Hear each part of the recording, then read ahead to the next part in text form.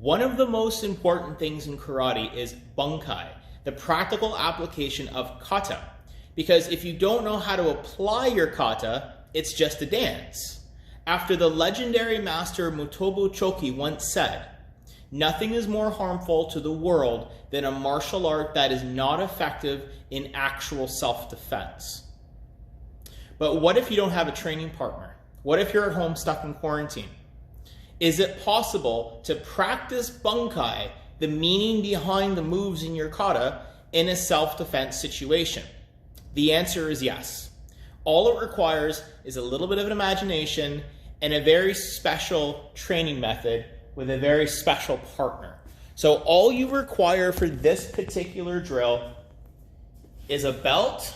Doesn't have to be a karate belt, it can be any belt, and some sort of anchor. In this case, I'm using a punching bag. You can use a banister in your hallway. You can use one of the posts in your basement. You can even use a tree outside. Now, we are going to be applying a little bit of force to what we're doing, so you don't want your anchor point to be too weak. You want something that's relatively strong.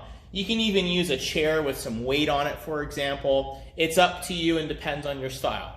So what we're going to do with this drill is we're going to explore some self-defense moves by taking your traditional karate techniques, especially the ones that are in your katas, for example, and we're going to apply a self-defense combination into kind of a flowing drill. Now, you might have seen the movies like Jackie Chan where he's got that wooden post with the wooden arms that stick out and he's doing all this crazy stuff, which is Kung Fu style. This is very similar. It's just not Kung Fu, it's karate. So this is all you need to make it work. We're going to do a series of videos and build towards a final combination that can then repeat itself, and you can just practice and practice to your heart's desire. So here's the way it's going to work. Some of these moves are going to be easy, some of these moves are going to be hard, but this is the first step in the video series. I say series because there's going to be about 3 or 4 different videos that we're going to put together to make one big combination. So I have my anchor point, I have my belt tied around it. We want to make sure it's relatively stiff and sturdy, but I can still adjust it if I need to. Now, you'll notice I've tied this belt where one end is a little bit longer than the other. And the reason why is because I'm going to be working with the longer end. And you can adjust based on the length of your arms and your body. So I'm going to take the end that I'm not using, I'm just going to tuck it away. And this is all I'm using. The first drill we're going to do for this one, I'm trying to stand in a position so you guys can see me okay. It's important to remember that our style of martial arts requires a lot of pushing and pulling, and we covered that in that scarf video where we're snapping our arms. I'm going to do it kind of slowly here. I'm going to start off by taking one end of this particular bag. I'm holding on to it, right? I'm going to pull this hand into my chamber all the way in. Notice I'm not doing a stance right now. I'm holding it right inside my chamber. My opposite hand, it's an open hand technique, is coming from the bottom all the way up to take control of the belt as I let go with the other hand and get it ready for the next move. Notice this hand pulls the chamber again. And I'll do it again. Down from the bottom, pull it in, and the other hand readies itself. Up and here. Up and here. Now as you start to get faster and faster, don't slap yourself in the face. I did that while I was practicing.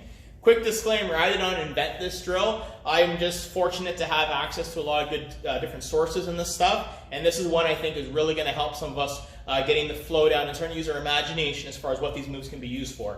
So again, from here, it's up and grab. I'm trying to time it. Time it.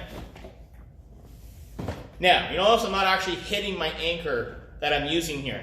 If you're fortunate to have some sort of padded material that you're using, like I'm doing, you can very easily use a pool noodle to wrap around. You can take a couple beach towels and tie around whatever it is. You can actually start to strike whatever it is you're using.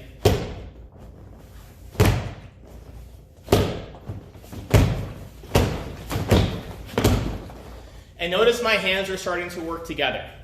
Now, that's the first part to this drill. I haven't incorporated stances or movement just yet because we got to get the hands working together.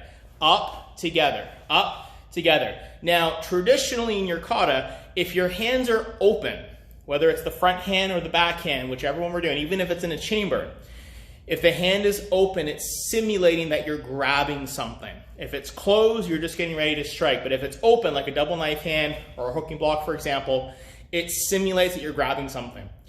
You don't need to know any type of advanced katas or advanced moves to follow along with these drills. Kindergarten kids can do this too. You just have to slow it down. I wouldn't suggest going very fast if you're not very fluent in katas, for example. But this particular drill will help get you started for what we're going to focus on the next week or so. So again, without the tools, here's what it looks like. I'm not going to say the name of this particular move that I'm doing, but I bet some of you advanced belts can figure it out, and you can see what we're simulating with that particular movement. So for those that would like, you can comment on the video and say what you think this move is called, and bonus points if you say it in Japanese too. I'll be keeping track. You can always email me or message me as well. So have fun with it, everyone, and good luck. Watch for more videos because we're going to add to this combination. We'll see you later.